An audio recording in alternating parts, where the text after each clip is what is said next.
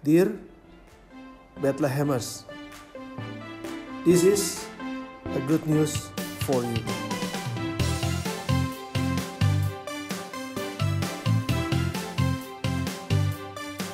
Good day everyone. Matius 24 ayat 14, dan Injil kerajaan ini akan diberitakan di seluruh dunia menjadi kesaksian bagi semua bangsa. Sesudah itu baru tiba kesudahannya. GSC Bethlehem membawa kabar baik ke seluruh dunia, termasuk di dunia bisnis, ada dunia pendidikan, ada dunia keluarga, ada dunia kesehatan, ada dunia musik, seni, entertainment, dan kita memberitakan kabar baik di sana. Dan pada hari ini saya ingin mengajak saudara untuk menyaksikan This is a good news for you.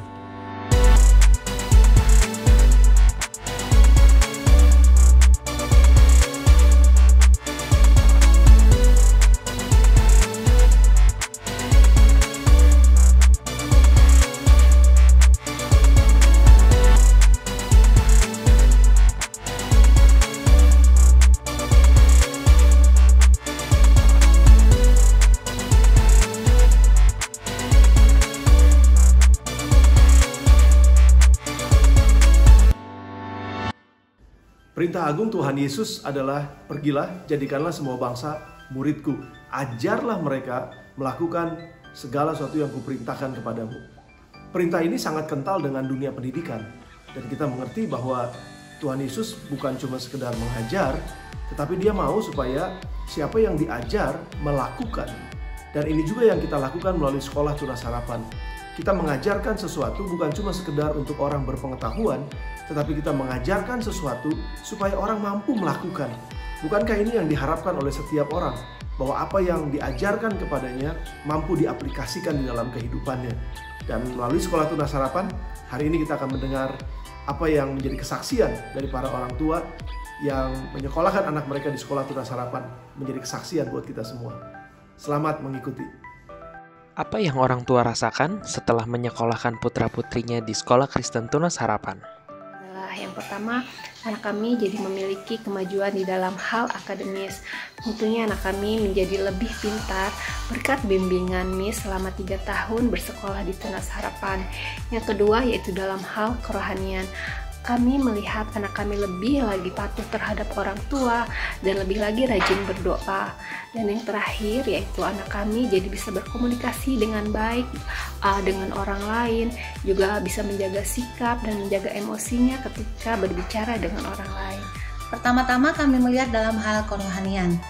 Dia sekarang menjadi anak yang gampang dan mudah untuk diajak berdoa dan lebih gampang berekspresi ketika dia mengeluarkan kata-kata di dalam doa.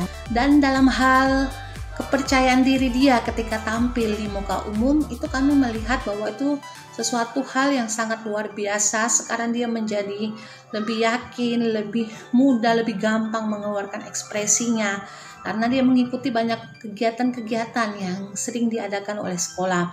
Dan yang ketiga tentang kemandirian. Dia menjadi anak yang lebih mandiri.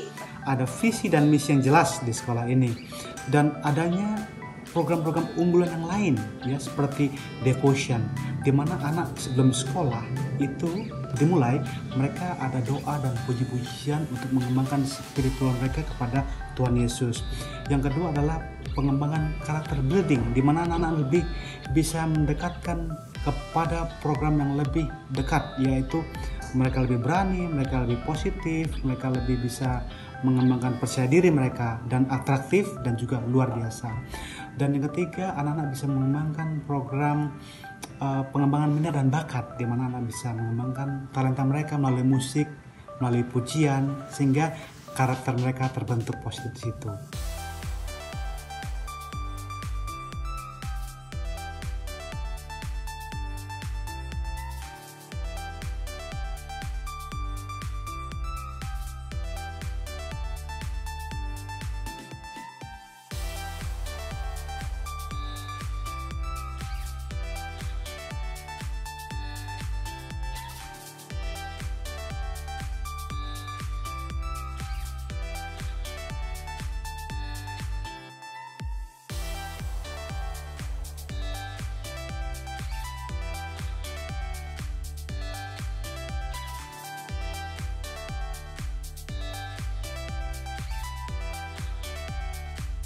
Apa yang orang tua rasakan selama menjalankan program belajar di rumah? Yang kami rasakan ketika anak-anak belajar di rumah selama masa pandemi ini, puji Tuhan, anak-anak tetap sukacita, tetap bersemangat belajar di rumah walau tidak bisa bersekolah.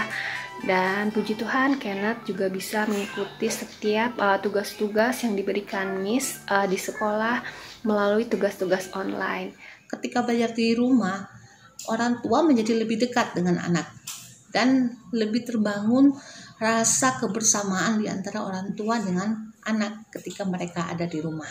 Kita dapat melihat bahwa anak-anak bisa belajar tentang kemandirian, anak-anak belajar tentang tanggung jawab dan juga manajemen waktu, di mana mereka belajar untuk mengatur waktunya sendiri. Itu adalah satu proses yang menarik. Demikian juga yang dihadapi oleh Kirei, bagaimana Kirei belajar untuk mandiri sendiri tanpa di-guiding. Dia harus mengatasi soal-soal itu dengan mengeksplorasi sendiri, dan juga dia juga harus mengatur waktu sebaik mungkin, dari waktu belajar, waktu bermain, dan juga waktu mengelola talenta dan mengerjakan tanggung jawab rumahnya. Selama school from home ini, saya melihat bahwa Michael itu satu, mandiri, dua, makin pintar mengatur waktu, dan ketiga bertanggung jawab. Jadi dia bisa ngatur waktunya, kapan dia harus bangun, kapan dia harus devotion, jam berapa dia harus zoom sama gurunya, tugas-tugas apa, kapan deadline-nya, dia akan ngumpulin tepat waktu.